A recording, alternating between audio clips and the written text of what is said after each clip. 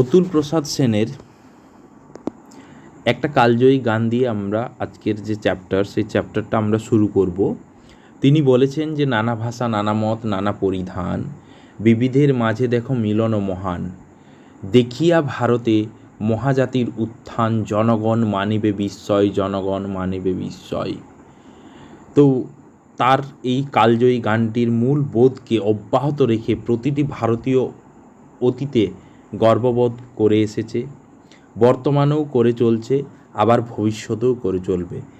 আর তাই তো যখনই বৈচিত্র্যময় ভারতের আকাশে কালো মেঘ ঘনিয়ে আসে, আমরা ভারতীয়রা হাতে হাত রেখে মিলি একসাথে, আমরা আনিব নতুন ভোর, একটা সংকল্পে আমরা কিন্তু ব্রতী হয়। তাহলে ভারতবর্ষ মানে আমাদের এই মঞ্চের মাধ্যমে ভারতবর্ষের প্রতিটি ক্ষেত্রের সেই বৈচিত্র্যকে প্রত্যক্ষ করব। ভৌগোলিক বৈচিত্র্যের সাথে তাল মিলিয়ে খাদ্য, পোশাক, সংস্কৃতি, ভাষার সহাবস্থান একমাত্র হয়তো ভারতবর্ষের মতো সমৃদ্ধ দেশের বুকেই সম্ভব। তাহলে হচ্ছে ভারতবর্ষ হচ্ছে এমন একটা দেশ, তুমি কিন্তু এই ভারতবর্ষে নানা ভাষা দেখতে পাবে, নানা পোশাক পরিচ্ছদ দেখতে পাবে, নানা খাদ্যাভ্যাস দেখতে পাবে, নানান লোকেশন অর্থাৎ নানান যে আমাদের ভূপ্রাকৃতিক বৈচিত্র্য তুমি কিন্তু এই ভারতবর্ষেই দেখতে পাবে, যেটা তুমি সারা পৃথিবীর কোনো দেশে কিন্তু দেখতে পাবে না, যেটা তুমি ভারতবর্ষে দেখতে পাবে। সুতরাং এই ভারতবর্ষ, আমাদের এই সুন্দর ভারতবর্ষ অতুলনীয়। তো আজকের যে চ্যাপ্টার আমি শুরু করব, এই চ্যাপ্টারে কিন্তু ভারতবর্ষ সম্পর্কে এমনই কিছু তথ্য দেওয়া রয়েছে যেগুলো আমাদের আসন্ন এক্সামের জন্য, আমাদের যে আসন্ন এক্সাম রয়েছে যে টেট, সেই টেটে কিন্তু দারুণভাবে উপকৃত হবে এবং এখান থেকে তোমরা কিন্তু অবশ্যই কোশ্চেন তোমাদের পরীক্ষাতে পেয়ে যাবে। সুতরাং আজকের ভিডিওটি খুবই গুরুত্বপূর্ণ এবং আশা রাখবো তোমরা শেষ পর্যন্ত ভিডিওটি দেখবে। যারা চ্যানেলে নতুন তারা অবশ্যই চ্যানেল সাবস্ক্রাইব করে নেবে, আর যদি ভিডিও ভালো লাগে তো লাইক করবে, শেয়ার করবে, কমেন্ট করবে বন্ধু। তো দেখো, ভারতবর্ষ হচ্ছে এমন একটা দেশ, তাহলে ভারতবর্ষের মধ্যে আমরা কিন্তু সকল রকম বৈচিত্র্য খুঁজে পাই। ওকে, তাহলে ভারতবর্ষ যদি আমরা সারা পৃথিবীর আয়তন দেখি, তাহলে ভারতবর্ষ আয়তনে হচ্ছে কিন্তু সারা পৃথিবীর সপ্তম বৃহত্তম দেশ। ওকে, তাহলে এই সপ্তম বৃহত্তম দেশে কিন্তু বহু কিছু আশ্চর্য জিনিস লুকিয়ে রয়েছে, যেগুলো আজকে আমরা তন্ন তন্ন করে খুঁজে বের করব। তো এই সপ্তম বৃহত্তম দেশে তার আগে যেসব দেশগুলো রয়েছে সেগুলো তোমরা একটু সংক্ষেপে মনে রাখো, যে রাশিয়া, কানাডা, তারপর রয়েছে চীন, RCC, তারপরে রয়েছে USA অর্থাৎ আমেরিকা, তারপরে রয়েছে ব্রাজিল, তারপরে রয়েছে অস্ট্রেলিয়া, তারপরে আমাদের এই মহান, এই সুন্দর, এই অতীব ভারতবর্ষ। এই ভারতবর্ষের আয়তন যদি আমরা লক্ষ্য করি, তাহলে সারা ভারতবর্ষের আয়তন হচ্ছে 32,87,263 বর্গ কিলোমিটার। তাহলে এই সারা ভারতবর্ষের আয়তন যেটা হচ্ছে সেটা হচ্ছে কত বলো তো, যে 32,87,263 বর্গ কিলোমিটার, যেটা আমাদের যদি সারা পৃথিবীর মোট আয়তন 100% ধরা হয়, তাহলে ভারতের তাতে অবদান রয়েছে যে 2.42%। খুবই ইম্পর্টেন্ট একটা পয়েন্ট কিন্তু, 2.42%। এবং আয়তনের বিচারে এটা হচ্ছে এশিয়াতে থার্ড।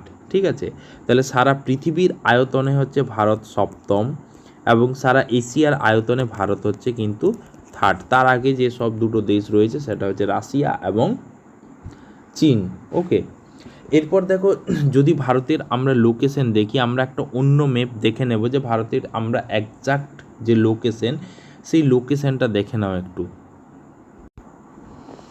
দেখো, ভারতের যে লোকেশনটা সেটা দেখো, এইখানে যে আমাদের যেটা রয়েছে সেটা হচ্ছে 0 ডিগ্রি কর্কটক্রান্তি রেখা, এরপরে রয়েছে 23.5 ডিগ্রি কর্কট যে রয়েছে কি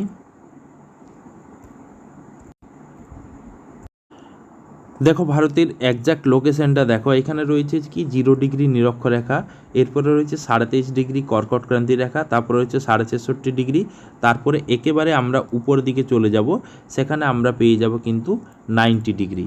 ওকে, তো এরপরে রয়েছে নিচে 23.5 ডিগ্রি মকরক্রান্তি রেখা, তারপরে রয়েছে 63.5 ডিগ্রি, তারপরে রয়েছে একেবারে 90 ডিগ্রি। তো ভারতবর্ষের লোকেশনটা হচ্ছে ট্রপিক অফ ক্যান্সারের ওপরে, অর্থাৎ কর্কটক্রান্তি রেখার ওপরে, এবং এই কর্কটক্রান্তি রেখা ভারতবর্ষকে সমান দুভাগে ভাগ করেছে। ঠিক আছে, তো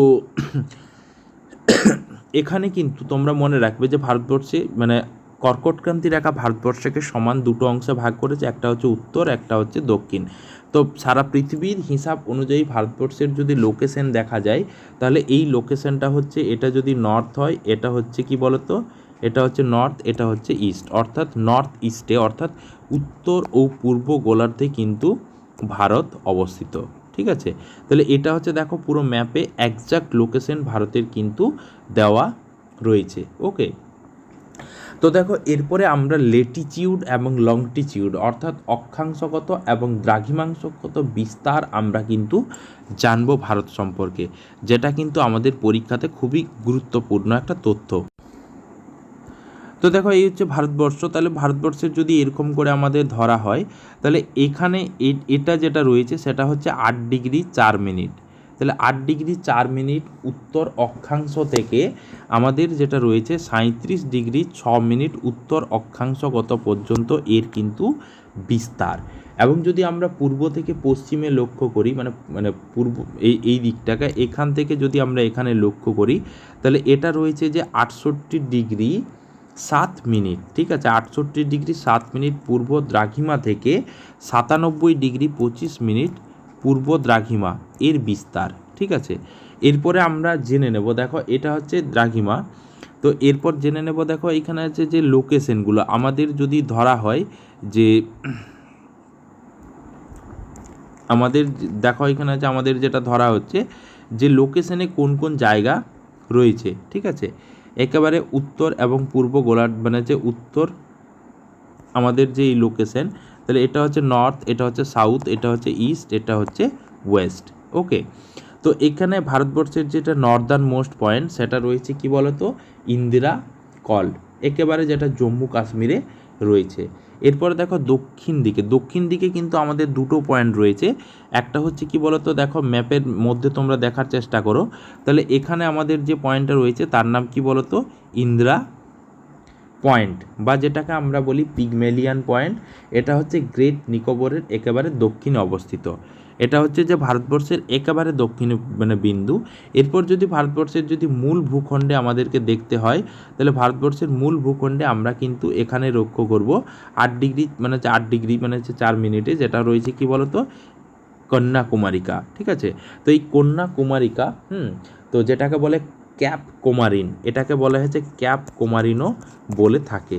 তো এই ক্যাপ কোমারিন হচ্ছে যে মূল ভূখণ্ডের আমাদের কিন্তু দক্ষিণতম বিন্দু, এবং যদি ভারতের দক্ষিণতম বিন্দু বলে তাহলে সেটা হচ্ছে ইন্দিরা পয়েন্ট, বা সেটার নাম হচ্ছে পিগমেলিয়ান পয়েন্ট।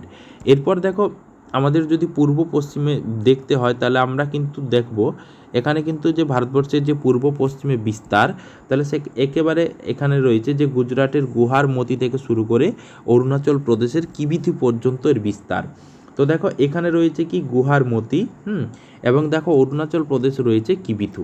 তাহলে এর যে বিস্তারটা আমরা লক্ষ্য করলাম যে 68 ডিগ্রি 7 মিনিট থেকে 97 ডিগ্রি 25 মিনিট। ঠিক আছে, এর যে বিস্তারটা আমরা লক্ষ্য করলাম যে 68 ডিগ্রি 7 মিনিট পূর্ব দ্রাঘিমা থেকে শুরু করে 97 ডিগ্রি 25 মিনিট পূর্ব দ্রাঘিমা বিস্তার।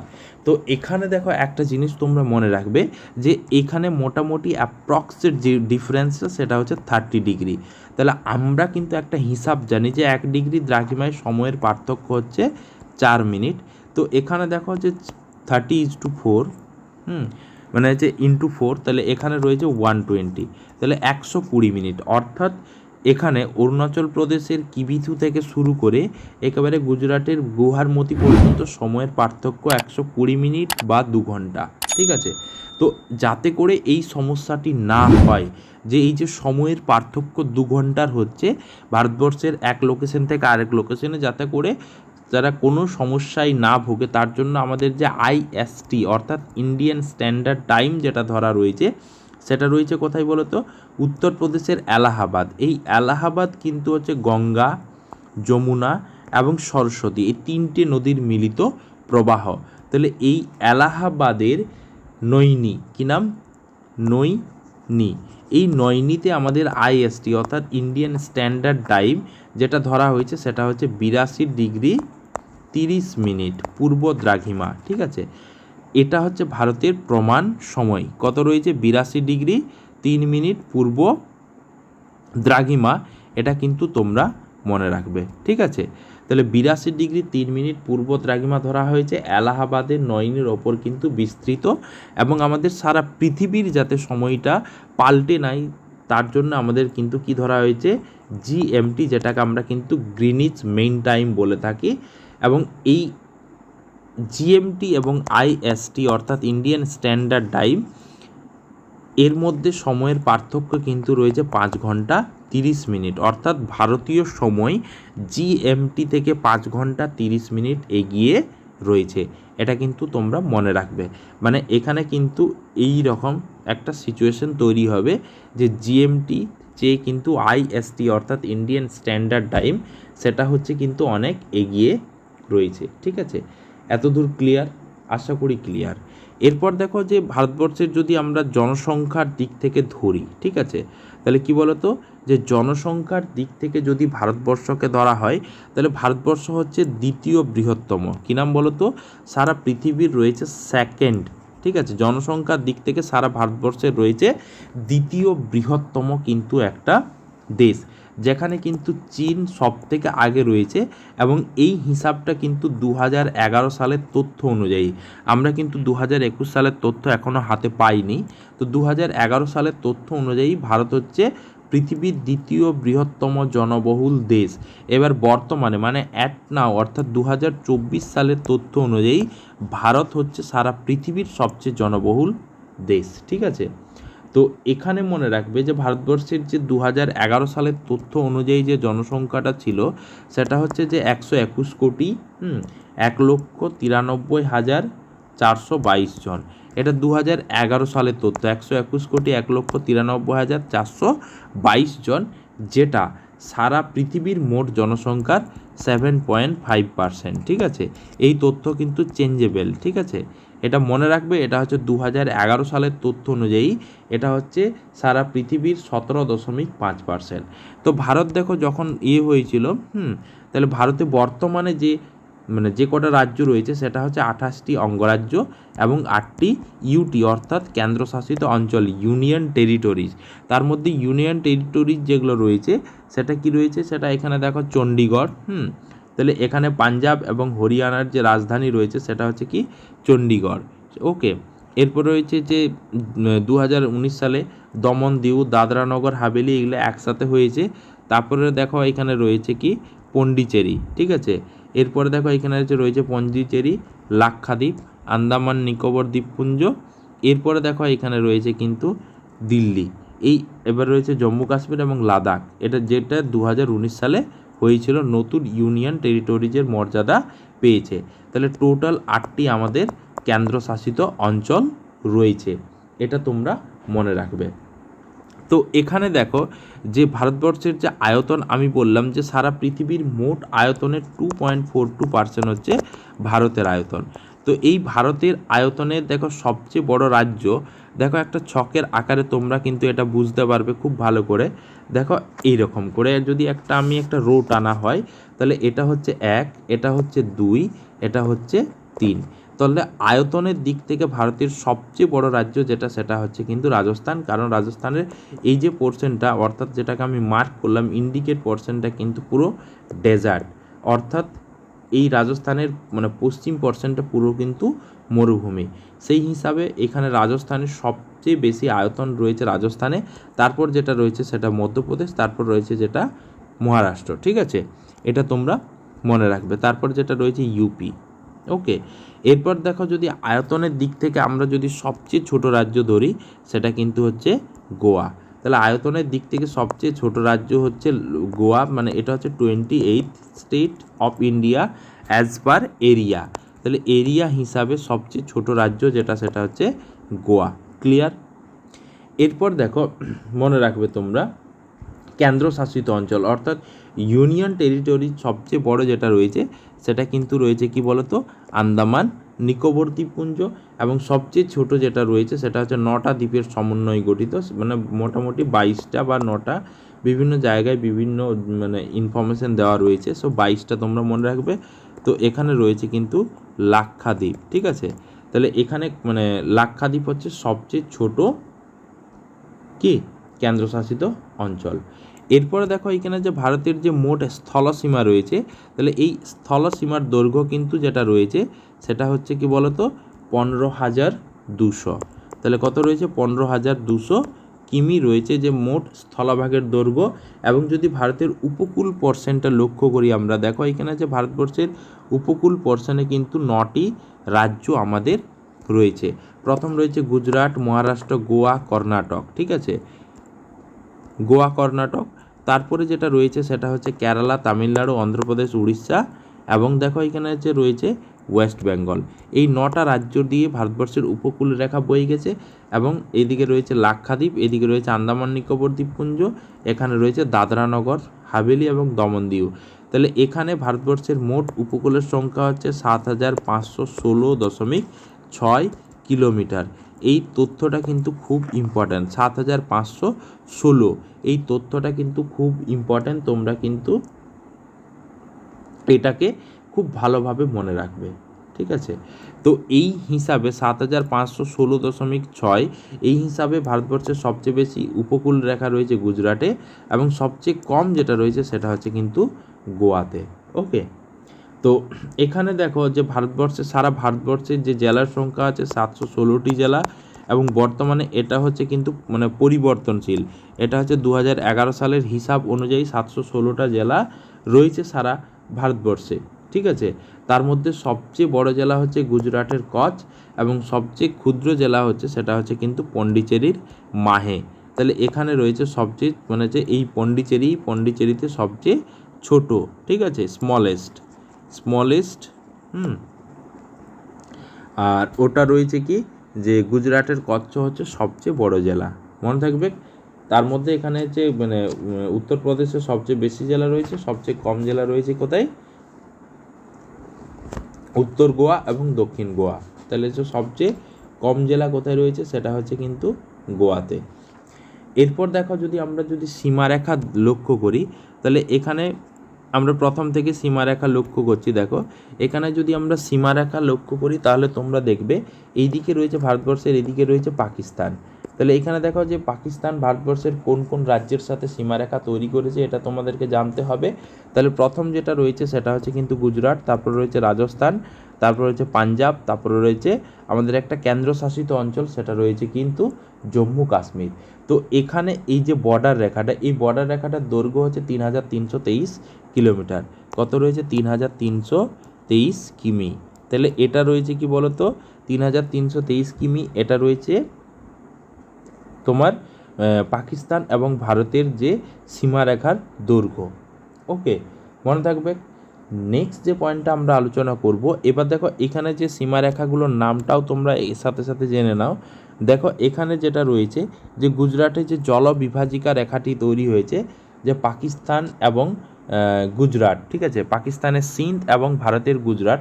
তাহলে এর মধ্যে যে সীমারেখাটা রয়েছে তার নাম হচ্ছে স্যার ক্রিক লাইন। কী নাম বলো তো? স্যার ক্রিক। কী নাম? স্যার ক্রিক। ওকে, এবার মনে রাখো। দেখো এখানে এরপর দেখো এখানে যে পয়েন্টটা রয়েছে, দেখো এখানে হচ্ছে পাঞ্জাব, পাঞ্জাবের সাথে যে বর্ডারটা রয়েছে তার নাম হচ্ছে ওয়াঘা বর্ডার, ঠিক আছে, এটা তোমরা মনে রাখবে, ওয়াঘা বর্ডার। এরপরে দেখো এখানে হচ্ছে যে জম্মু কাশ্মীর, তাহলে জম্মু কাশ্মীরের সাথে রয়েছে কিন্তু রেড ক্লিফ লাইন, ঠিক আছে, রেড ক্লিফ লাইন, ঠিক আছে। এই রেড ক্লিফ লাইনটা তোমরা কিন্তু মনে রাখবে, যেটা ভারত এবং পাকিস্তানের মধ্যে সীমানা দেওয়া হয়েছে। এরপর দেখো এখানে আছে পাক অকুপাইড কাশ্মীর। এর যে বর্ডারটা, এই বর্ডারটার নাম হচ্ছে কি বলতো LOC, যেটাকে আমরা বলি লাইন অফ কন্ট্রোল। আর এবার দেখো যে আফগানিস্তান, এই আফগানিস্তানের সাথে বর্ডার রয়েছে কিন্তু পাক অকুপাইড কাশ্মীর, অর্থাৎ যে পাক অকুপাইড কাশ্মীর মানে পাকিস্তান বাহিনী কি করেছে, কাশ্মীরের কিছু অংশ দখল করেছে, যেটাকে বলে কি বলতো পাক অকুপাইড কাশ্মীর, মনে থাকবে। তাহলে এটাও রয়েছে পাকিস্তানের সাথে। এবার দেখো ডুরান্ট লাইন, এই ডুরান্ট লাইন যেটা রয়েছে সেটা হচ্ছে ভারত এবং আফগানিস্তানের মধ্যে, যে বর্তমানে এটা কিন্তু পাক অকুপাইড একটা কাশ্মীর। ওকে, পাক অকুপাইড কাশ্মীরের কিছু একটা অংশ কিন্তু পাকিস্তান দখল করে দিয়েছে। এরপর দেখো যে বর্ডারটা রয়েছে সেটা রয়েছে কি বলতো চাইনা। তাহলে ভারতবর্ষের সাথে চীনের একটা সীমারেখা তৈরি হয়েছে, যে সীমারেখার দৈর্ঘ্য হচ্ছে 3488 কিলোমিটার। ঠিক আছে, তো এখানে রয়েছে কি বলতো JNK জম্মু কাশ্মীর, তারপর রয়েছে UK উত্তরাখণ্ড, তারপর রয়েছে HP অর্থাৎ হিমাচল প্রদেশ, তারপর রয়েছে সিকিম। ঠিক আছে, তার দেখো এরপরে যে সীমারেখাটা আলোচনা করব সেটা হচ্ছে চীন, অর্থাৎ ভারত এবং চীন। দেখো কার কার মধ্যে রয়েছে লাদাখ, হিমাচল প্রদেশ, উত্তরাখণ্ড, সিকিম এবং অরুণাচল প্রদেশ, এই 5টি রাজ্যের মধ্যে ভারত এবং চীনের সীমারেখা তৈরি হয়েছে, যার দৈর্ঘ্য হচ্ছে 3488 কিলোমিটার। ঠিক আছে, তো ভারত এবং চীন এই যে সীমারেখাটি, এই সীমারেখাটির নাম হচ্ছে কি বলতো ম্যাকমোহন লাইন। এটা কিন্তু তোমরা মনে রাখবে, এই ম্যাকমোহন লাইন হচ্ছে ভারত এবং চীনের সীমা রেখা। আবার দেখো অনেক সময় তোমরা লক্ষ্য করবে, দেখো এখানে যে আমরা একটা টার্ম কিন্তু খুঁজে পাই, যে টার্মটার নাম হচ্ছে LAC। কী নাম বলো তো LAC, line of actual control, যেটা কিন্তু ভারত যে এবং চায়নার মধ্যে রয়েছে। ঠিক আছে, এটা কিন্তু খুব গুরুত্বপূর্ণ। এরপরে দেখো যে সীমারেখাটা আমরা আলোচনা করব সেটা হচ্ছে কিন্তু বাংলাদেশ। তাহলে এই যে বাংলাদেশ, তাহলে ওয়েস্ট বেঙ্গলের ঠিক পাশাপাশি যে রাজ্যটি রয়েছে তার নাম মানে হচ্ছে যে দেশটি রয়েছে তার নাম হচ্ছে কিন্তু বাংলাদেশ। তাহলে এই ওয়েস্ট বেঙ্গলের পাশে দেখো যে বাংলাদেশ, এই বাংলাদেশের সীমানা রয়েছে ওয়েস্ট বেঙ্গলের সাথে, আসামের সাথে, তারপরে রয়েছে মেঘালয়ের সাথে, ত্রিপুরার সাথে, তারপরে মিজোরামের সাথে। এই 5টি রাজ্যের সাথে কিন্তু বাংলাদেশ একটা সীমারেখা তৈরি করেছে, যার মধ্যে সবচেয়ে বড় রয়েছে সেটা হচ্ছে কি সীমারেখা তৈরি হয়েছে, যার মধ্যে সবচেয়ে বড় যেটা রয়েছে সেটা হচ্ছে কিন্তু ওয়েস্ট বেঙ্গল। তাহলে দেখো এখানে যে বাংলাদেশ দিক থেকে তুমি যদি ঢুকতে চাও ভারতবর্ষে, তাহলে যে সীমারেখাটা অতিক্রম করতে হবে তার নাম কি বলো তো, যে এখানে আছে যে বেনাপোল। কী নাম বলো তো বেনাপোল। এবার দেখো ভারত থেকে যদি বাংলাদেশের দিকে ঢুকতে যাও তাহলে যে সীমারেখাটা থাকবে সেটার নাম হচ্ছে পেট্রাপোল। ঠিক আছে, পেট্রাপোল। ঠিক আছে, এটা কিন্তু তোমরা মনে রাখবে যে পেট্রাপোল এবং বেনাপোল। ওকে, এরপরে দেখো রেড ক্লিফ লাইন হয়ে গেলো, ডুরান্ট লাইন হয়ে গেলো, ম্যাকমোহন লাইন হয়ে গেলো। এরপরে দেখো আমরা একেবারে নিচ পোর্শনে চলে যাই। দেখো এখানে কিন্তু যে অরুণাচল প্রদেশ, ঠিক আছে AP, অরুণাচল প্রদেশ এবং এদিকে রয়েছে মায়ানমার, এই এলাকা মানে হচ্ছে এই মানে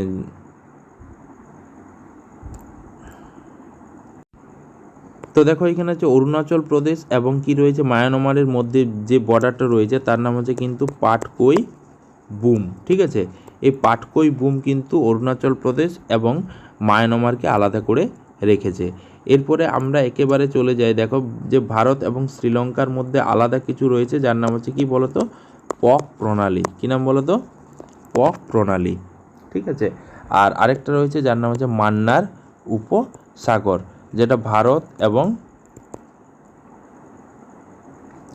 শ্রীলঙ্কাকে আলাদা করে রেখেছে। এরপর দেখো আমরা আন্দামান নিকোবর দ্বীপপুঞ্জে চলে যাই এবং মালদ্বীপে চলে যাই, মালদ্বীপ লাক্ষাদ্বীপ এখানে চলে যাই। তো মালদ্বীপ হচ্ছে ভারতবর্ষের একটা প্রতিবেশী দেশ, যেটা একেবারে নিরক্ষরেখার পাশাপাশি রয়েছে। তাহলে এখানে মনে করো এটা রয়েছে 8 ডিগ্রি চ্যানেল, যেখানে হচ্ছে একেবারে শেষ বিন্দু রয়েছে 8 ডিগ্রি 4 মিনিট।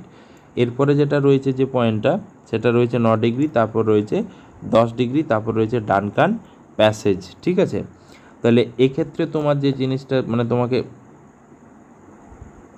করতে হবে, তাহলে দেখো এখানে যে রয়েছে কি বলতো, দেখো একেবারে শেষ দিক থেকে একটু নিচে রয়েছে, তো এই দিক থেকে শেষ করে দেখো 8 ডিগ্রি চ্যানেল, তারপরে রয়েছে কি 9 ডিগ্রি চ্যানেল, তারপর রয়েছে 10 ডিগ্রি চ্যানেল, এই করে রয়েছে আলাদা করে। দেখো এখানে আছে ছবিটা একটু সোজা করেই আমি এঁকে নিচ্ছি। দেখো এখানে আছে 8 ডিগ্রি চ্যানেল, এটা রয়েছে 9 ডিগ্রি চ্যানেল, এটা রয়েছে 10 ডিগ্রি চ্যানেল। ঠিক আছে, তো তো এই 8 ডিগ্রি চ্যানেল থেকে আমাদের তো ভারতবর্ষের উত্তর অক্ষাংশ শুরু হচ্ছে। তো দেখো এইখানে আছে 8 ডিগ্রি, এইদিকে রয়েছে কি মালদ্বীপ, নিচে রয়েছে মিনিকয়, ঠিক আছে। তাহলে এর মাঝখানে যে রেখাটা রয়েছে সেটা হচ্ছে 8 ডিগ্রি চ্যানেল। তাহলে 8 ডিগ্রি চ্যানেল যেটাকে আলাদা করে রয়েছে সেটা হচ্ছে মিনিকয় এবং মালদ্বীপ, ঠিক আছে। তাহলে মিনিকয় হচ্ছে লাক্ষাদ্বীপের একটা অংশ এবং মালদ্বীপ আলাদা একটা স্বতন্ত্র দেশ। তাহলে এই দুটোকে আলাদা করে রেখেছে 8 ডিগ্রি চ্যানেল। এরপর দেখো 9 ডিগ্রি চ্যানেল আলাদা করে রেখেছে যে লাক্ষাদ্বীপ এবং মিনিকয়, এই দুটির মাঝখানকে আলাদা করে রেখেছে কিন্তু 9 ডিগ্রি চ্যানেল, ঠিক আছে। এরপর দেখো যে 9 ডিগ্রি চ্যানেল এটা হয়ে গেল। তাহলে লাক্ষাদ্বীপ এবং মিনিকয়কে আলাদা করে রেখেছে 9 ডিগ্রি চ্যানেল। এরপরে দেখো তোমরা এখানে ভালো করে একটু দেখে নাও যে আন্দামান এবং নিকোবর দ্বীপপুঞ্জকে আলাদা করে রেখেছে যেটা, সেটা কিন্তু 10 ডিগ্রি চ্যানেল, ঠিক আছে। তাহলে 10 ডিগ্রি চ্যানেল যেটা রয়েছে সেটা হচ্ছে কি আন্দামান ও নিকোবর, এই দুটোর মাঝে রয়েছে 10 ডিগ্রি চ্যানেল। আরেকটু যদি তোমরা ভালো করে লক্ষ্য করো তাহলে তোমরা দেখতে পাবে যে দক্ষিণ আন্দামান, ঠিক আছে, দক্ষিণ আন্দামান ও কার নিকোবর এই দুটির মাঝে রয়েছে, সেটা রয়েছে কি বলতো 10 ডিগ্রি চ্যানেল, ঠিক আছে। এরপরে তোমরা মনে রাখবে যে 10 ডিগ্রি চ্যানেলের ওপরে রয়েছে আরেকটা জায়গা যার নাম হচ্ছে কি বলতো ডানকান প্যাসেজ। তো এই ডানকান প্যাসেজ যে জিনিসটা, তাহলে ডানকান প্যাসেজ কি যে রয়েছে কি, সেটা রয়েছে কি যার মধ্যে রয়েছে সেটা হচ্ছে দক্ষিণ আন্দামান, দক্ষিণ আন্দামান, তারপরে রয়েছে ডানকান প্যাসেজ, তারপরে রয়েছে ক্ষুদ্র আন্দামান। এই দুটি জায়গার মধ্যে কিন্তু আমাদের একটা কনফিউশনিং একটা ব্যাপার হয় যে দক্ষিণ আন্দামান এবং ক্ষুদ্র আন্দামানের মাঝখানে রয়েছে সেটা রয়েছে ডানকান প্যাসেজ। তারপর রয়েছে যে আন্দামান এবং নিকোবরের মাঝে রয়েছে সেটা হচ্ছে 10 ডিগ্রি চ্যানেল। এবার আরও কাছ থেকে যদি ধরতে যাওয়া হয় তাহলে আমরা জানতে পারবো, দেখো এখানে যেটা রয়েছে সেটা রয়েছে কি বলতো ক্ষুদ্র আন্দামান এবং কার নিকোবর, এই দুজনের মাঝখানে রয়েছে কিন্তু কি বলতো ডানকান হচ্ছে 10 ডিগ্রি চ্যানেল এবং তার ঠিক ওপরে রয়েছে ডানকান প্যাসেজ। তাহলে এই দেখো ভারতের এটা হচ্ছে সীমারেখা, এবং যদি আমরা বর্ডার আয়তন হিসাবে ধরি তাহলে সবচেয়ে যে ভারতবর্ষের যার সাথে বর্ডার রয়েছে যে দেশের সাথে সেটা হচ্ছে বাংলাদেশ, এবং সবচেয়ে রাজ্য হিসাবে যদি ধরতে হয় তাহলে সেটা হচ্ছে ওয়েস্ট বেঙ্গল, অর্থাৎ বাংলাদেশের সাথে ওয়েস্ট বেঙ্গলের একটা কিন্তু সম্পর্ক।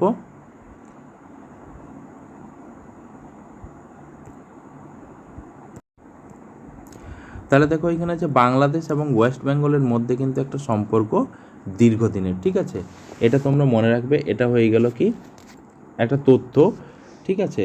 তো এরপরে দেখো আমাদের যদি আমরা স্টেটের সীমারেখা ধরি তাহলে দেখো এখানে যে ভারতের কোন রাজ্যের সাথে কোন রাজ্যের সবচেয়ে বেশি সীমানা রয়েছে, দেখো এখানে হচ্ছে আমরা প্রথম যার কথা বলবো সেটা হচ্ছে উত্তরপ্রদেশ।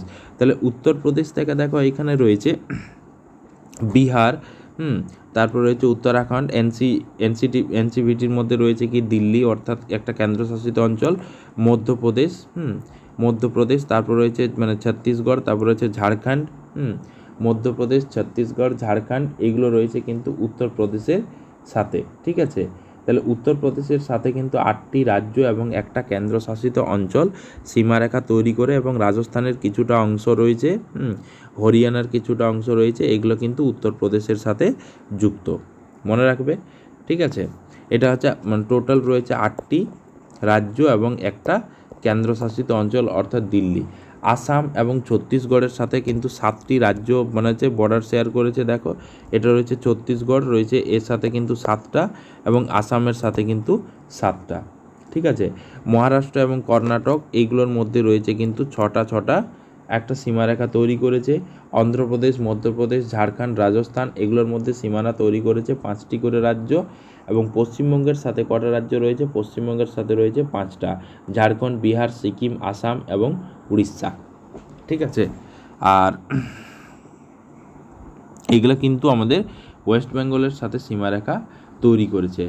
আর এখানে দেখো যদি আমাদের ধরা হয়, দেখো এখানে যে ভারতবর্ষের যে 9টি রাজ্য, তাহলে ভারতবর্ষের 9টি রাজ্য গুজরাট, মহারাষ্ট্র, গোয়া, কর্ণাটক, কেরালা, তামিলনাড়ু, অন্ধ্রপ্রদেশ, উড়িষ্যা, ওয়েস্ট বেঙ্গল, এই 9টি রাজ্য কিন্তু ভারতবর্ষের কি বলতো যে এই 9টি রাজ্য হচ্ছে পুরো কিন্তু এক সাইডটা জলের জন্য খোলা রয়েছে, বাকি 3টা এই 9টি রাজ্য কিন্তু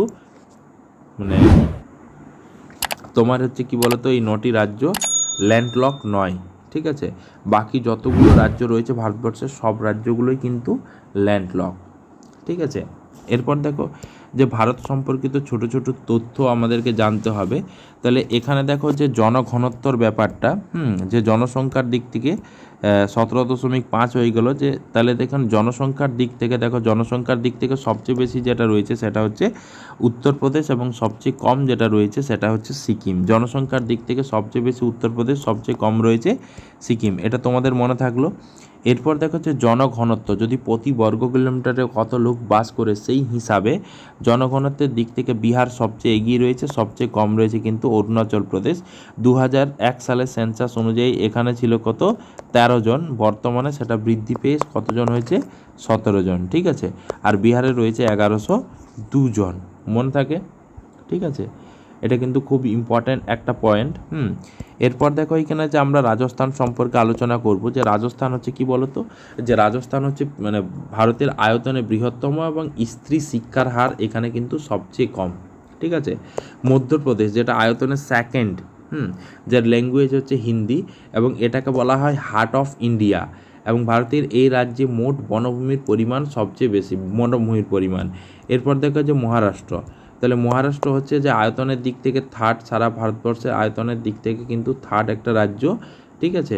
এবং জনসংখ্যার নিরিখে এটা হচ্ছে ভারতের দ্বিতীয় জনবহুল রাজ্য, জনসংখ্যার নিরিখে এটা হচ্ছে ভারতের দ্বিতীয় মানে হচ্ছে জনবহুল রাজ্য। এরপর যেটা রয়েছে সেটা হচ্ছে উত্তরপ্রদেশ, তাহলে উত্তরপ্রদেশ হচ্ছে যে 4 নম্বর 4th পজিশন দখল করেছে, যেখানে বাকি তিনটে রাজ্য এগিয়ে রয়েছে, মানে হচ্ছে আয়তনের দিক থেকে, জনসংখ্যার দিক থেকে কিন্তু উত্তরপ্রদেশ সবচেয়ে এগিয়ে রয়েছে। 2011 সালের সেন্সাস অনুযায়ী এই মানে হচ্ছে জায়গাতে মানে উত্তরপ্রদেশের লোকসংখ্যা কিন্তু অনেক বেশি, ঠিক আছে, এবং এই রাজ্যে জেলার সংখ্যা সবচেয়ে বেশি। এরপর দেখো জম্মু কাশ্মীর, তাহলে জম্মু কাশ্মীর যে পয়েন্টটা নিয়ে আমি আলোচনা করব, যে 2019 সালে জম্মু কাশ্মীরকে দুটো আলাদা আলাদা কেন্দ্রশাসিত অঞ্চলে ভাগ করে দেওয়া হয়েছে, যেখানে জম্মু কাশ্মীরের অপূর্ব নৈসর্গিক সৌন্দর্যের জন্য ভারতের স্বর্গরাজ্য নামে পরিচিত, ঠিক আছে।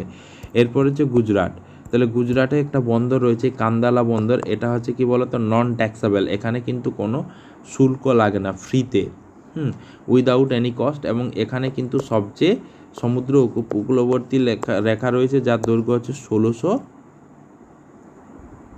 কিমি, ঠিক আছে, তাহলে গুজরাটে। এরপর দেখো কর্ণাটক হচ্ছে কি বলতো, কর্ণাটক যে স্টেটটা, সেই কর্ণাটক কিন্তু চন্দন কাঠের তস্করির জন্য কিন্তু বিখ্যাত, ঠিক আছে। তাহলে এই চন্দন হচ্ছে কি বলতো মানে যে কী বলতো মানে প্রসিদ্ধ একটা গাছ, যেখানে যে কর্ণাটকে সবচেয়ে বেশি পাওয়া যায়। অন্ধ্রপ্রদেশ, এরপর দেখে যে অন্ধ্রপ্রদেশকে ভাগ করা হয়েছে 2014 সালে এবং একটা নতুন স্টেটের মর্যাদা দেওয়া হয়েছে, যার নাম কি বলতো তেলেঙ্গানা, ঠিক আছে। তো এখানে তোমরা মনে রাখবে যে এটা হচ্ছে কি মানে ভাষার ভিত্তিতে ভারতের প্রথম একটা সংগঠিত রাজ্য, যেটা 1956 সালে তৈরি করেছিলেন, ঠিক আছে। এবং এটা হচ্ছে যে ভারতের মানে হচ্ছে একটা ধানের গোলা, রাইস বাউল অফ ইন্ডিয়া এবং এশিয়ার ডিমের ঝুড়ি নামে পরিচিত অন্ধ্রপ্রদেশ। তাহলে অন্ধ্রপ্রদেশ কী নামে পরিচিত বলতো, এই অন্ধ্রপ্রদেশ হচ্ছে কি বলতো ডিমের তাহলে হচ্ছে ডিমের ঝুড়ি, মানে এটা হচ্ছে, আর আরেকটা হচ্ছে এশিয়ার ডিমের ঝুড়ি, আরেকটা হচ্ছে মানে হচ্ছে ভারতের ধানের গোলা, মানে রাইস বাউল অফ তাহলে এখানে হচ্ছে ধানের গোলা, যে ভারতের মানে হচ্ছে ধানের মানে হচ্ছে গোলা এবং এশিয়ার ডিমের ঝুড়ি নামে পরিচিত কিন্তু এই অন্ধ্রপ্রদেশ। এরপর দেখো বাকিগুলো তোমাদেরকে জেনে নিতে হবে। দেখো এখানে আছে মানে হচ্ছে উড়িষ্যা, এই উড়িষ্যাটা হচ্ছে কি যে দীর্ঘতম বাঁধ, এখানে কিন্তু হীরাকুন্দ অবস্থিত এবং বৃহত্তম লেগুন চিল্কা এখানে অবস্থিত, ঠিক আছে। এটা হচ্ছে তোমার বিখ্যাত বন্দর, তাহলে পারদ্বীপ এই রাজ্যেই কিন্তু অবস্থিত, কোথায়, উড়িষ্যাতে। এরপর যেটা রয়েছে সেটা হচ্ছে ছত্তিশগড় হচ্ছে 7টা রাজ্যের সাথে বাউন্ডারি শেয়ার করেছে। তাহলে এই ছত্তিশগড়ের কিন্তু রয়েছে যে 7টা রাজ্যের সাথে, এবার রয়েছে তামিলনাড়ু। ভারতবর্ষের একেবারে দক্ষিণতম রাজ্য হচ্ছে কিন্তু এই তামিলনাড়ু, ঠিক আছে। তাহলে একেবারে দক্ষিণতম রাজ্য হচ্ছে তামিলনাড়ু। তেলেঙ্গানা, তাহলে তেলেঙ্গানা যে ব্যাপারটা রয়েছে, যে তেলেঙ্গানা হচ্ছে কি যে উর্দু মানে হচ্ছে এবং তেলেগু এখানের প্রধান ভাষা, এবং এটা হচ্ছে একটা নবীনতম রাজ্য, ঠিক আছে, তেলেঙ্গানা, ওকে।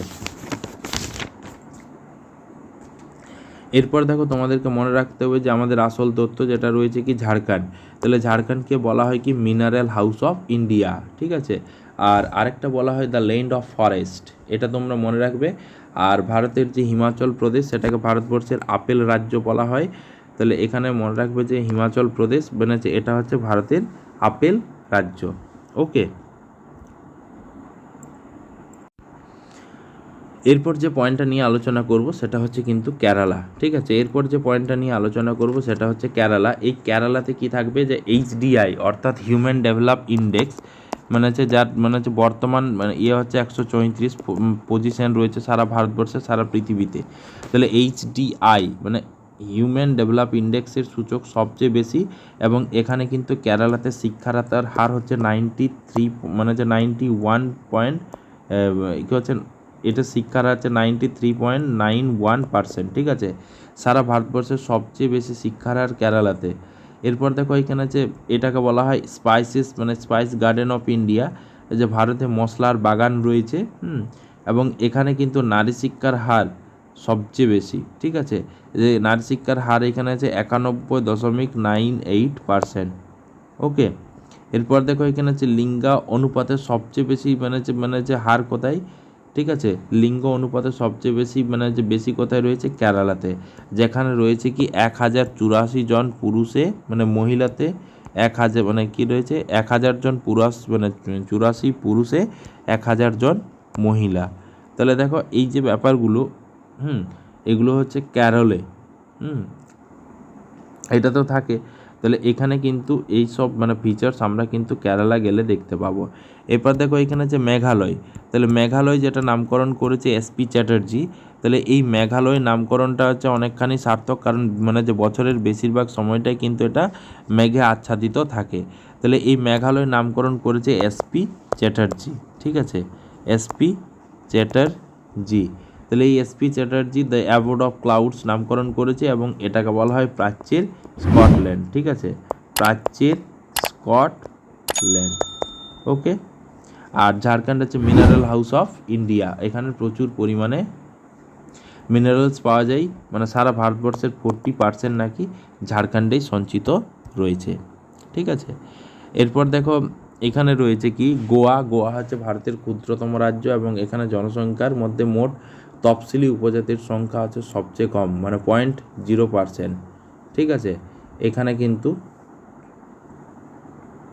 ঠিক আছে। তাহলে এটা হচ্ছে জনসংখ্যা মানে হচ্ছে নিরিখে মানে হচ্ছে গোয়া হচ্ছে তফসিলি উপজাতির সংখ্যা, অর্থাৎ কি তফসিলি জাতি এবং উপজাতি অর্থাৎ ST সবচেয়ে কম, ঠিক আছে।